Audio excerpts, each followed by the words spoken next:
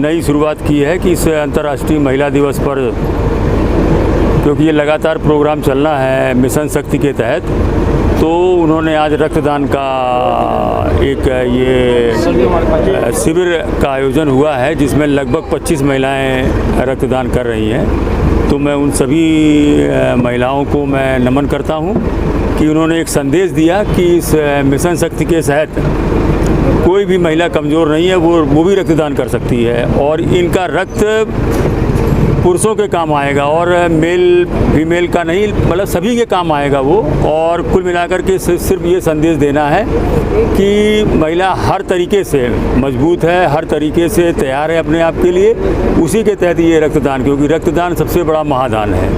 तो मैं सभी महिलाओं को नमन करता हूं और उनकी प्रशंसा करता हूं कि वो इस तरह अभियान में जुड़ी रहेंगी और सहारनपुर में एक मिसाल कायम होगी कि महिलाओं के द्वारा इस मिशन शक्ति के प्रोग्राम में रक्तदान शुरू करके एक नया संदेश दिया है। ममता सिंघल, अग्रवाल महिला संगम के संस्थापिका अध्यक्ष। आज हमारे लिए बहुत खुशी का दिन है कि शक्ति मिशन के तहत हमने नगर निगम के साथ सहयोगी संस्था बन के हमें इतना बड़ा मौका मिला है और हमारी जो महिलाएं हैं सबने बढ़ चढ़ के आज भाग लिया है और बहुत ज़्यादा हेल्प की है और सब बढ़ चढ़ के आ रहे हैं और रक्तदान कर रहे हैं और आगे भी सबका कहना है कि हम 3 महीने बाद रक्तदान करते रहेंगे।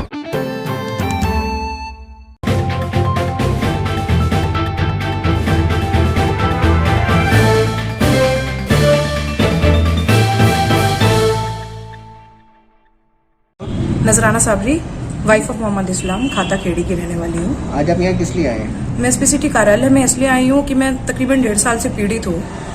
पहले भी कई उच्च अधिकारियों को मैंने कई एप्लीकेशंस दे दी और पूर्व में जो एसपीसीटी थे हमारे, उनके पास भी एप्लीकेशंस आई थी, पर मेरी कोई मदद नहीं हो पाई थी। क्या कारण है इसका? कारण ये रहा कि एक प्रदीप शर्मा है कुमरान पुल पर, वो रेगुलर 1.5 साल से मेरे को अर्जी फर्जी तरीके से कई चीज़ों में उलझा रहे हैं। 730/19 उन्होंने एक मेरे ऊपर केस किया था, उसमें उन्होंने 10 रुपये का फोटोस्टेट फर्जी स्टैम्प पेपर यूज़ किया था, उसमें 70 लाख रुपए का आरोप लगाया था। फिर उसके बाद में मेरी एक भरी माल की पिकअप 10 अक्टूबर 2020 को चोरी हुई है। उसकी एफआईआर ना रामपुर थाना कर रहा था ना मंडी कर रही थी। एसपीसीटी साहब ने आश्वासन दिया कि उसका मुकदमा दर्ज होएगा, पिकअप की खोज करी जाएगी कि वो माल कहाँ पर है, ड्राइवर कहाँ लेकर के फरार हुआ। और कोर्ट की शरण में जाने के बाद में 0498/20 एक केस दर्ज करा है। उस केस को दर्ज करने के बाद में उसमें प्रदीप शर्मा और उनके साथ 12 लोग और हैं जिनके नाम दर्ज हैं और 4 अज्ञात। उस एफआईआर में विवेचना नहीं हो पा रही है प्रॉपर तरीके से।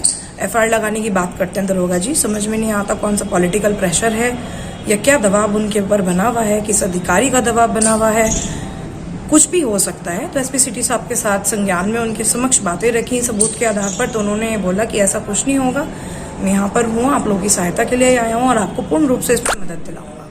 और मैं यही चाहती हूँ कि हर तरीके से हमें एक महिला का जो एक मिशन शक्ति चल रहा है उसके अंडर अगर रोज ये ऐसी चीज़ें होती रहेंगी महिलाओं के साथ में कि महिलाएं सिक्योर नहीं है, तो कहाँ से आत्मनिर्भर भारत होएगा और कहाँ से मिशन शक्ति बनेगा।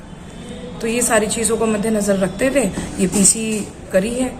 ये ये एसपीसीटी कार्यालय में अधिकारियों के पास एक उम्मीद से इंसान आता है। मैं एक उम्मीद ही लेकर के सर के पास आई हूँ कि एक सिटी को ऑनेस्ट और एथिकल ऑफिसर्स की ज़रूरत है। जिस दिन यहाँ पर ऑनेस्ट और एथिकल ऑफिसर्स होंगे तो उम्मीद करती हूँ कि शहर सहारनपुर की जो एक व्यवस्था सिस्टम है वो भी सुधर जाएगी।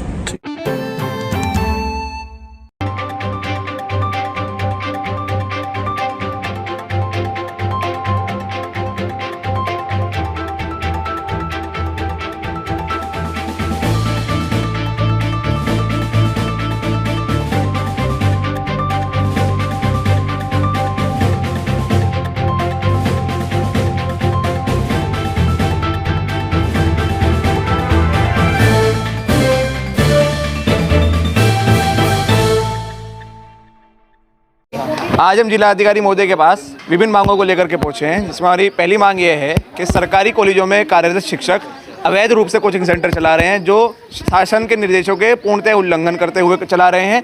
और विद्यार्थी परिषद ये मांग करता है कि ऐसे शिक्षक जो क्लास ना लेकर छात्रों पर दबाव बनाते हैं कि वे प्राइवेट कोचिंगों में दाखिला ले, वहाँ पढ़े, इतनी महंगी फीस भर के पढ़े।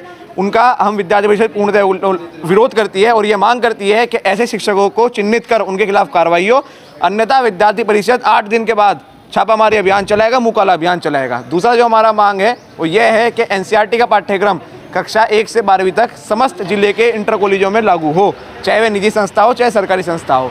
और यह अगर नहीं होता, हमने पिछले वर्ष भी पिछले शैक्षिक सत्र के लिए भी जिलाधिकारी महोदय को इस मांग के लिए ज्ञापन दिया था। इस पर जिलाधिकारी महोदय ने आदेश तो दिए थे, लेकिन ज़मीनी स्तर पर कोई भी असर उसका दिखाई नहीं दिया। इस बार हम ये मांग करते हैं कि अगर ऐसा नहीं हुआ तो 8 दिन के भीतर विद्यार्थी परिषद उग्र आंदोलन करेगी, जिसका जिम्मेदार स्वयं शासन एवं प्रशासन होगा।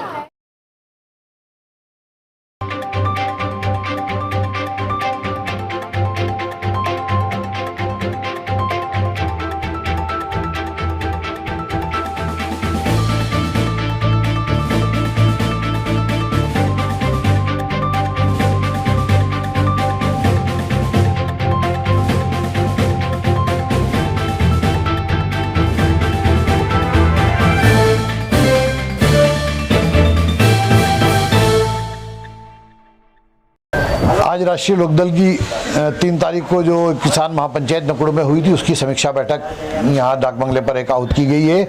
इसमें 3 बिंदुओं पर आज चर्चा हो रही है। पहला बिंदु, संगठन को कैसे विस्तार दिया जाए। दूसरे, इस किसान महापंचायत में ये सफल हुई या असफल हुई, कहाँ से हमें भीड़ आने की उम्मीद थी, कहाँ से आई, कहाँ से नहीं आई, इस पर समीक्षा की जा सकती है। जिस क्षेत्र से नहीं आई उसमें और ज़्यादा हम मजबूती के साथ काम करेंगे। और तीसरा, चुनाव, हमारा जिला पंचायत का चुनाव, त्रिस्तरीय पंचायत चुनाव सर पर आ गया है, इसके लिए समीक्षा बैठक दी गई है। आपके माध्यम से मैं स्पष्ट कर देना चाहता हूं कि राष्ट्रीय लोकदल इस जनपद में अपने बूते पर चुनाव लड़ेगा, अकेला चुनाव लड़ेगा।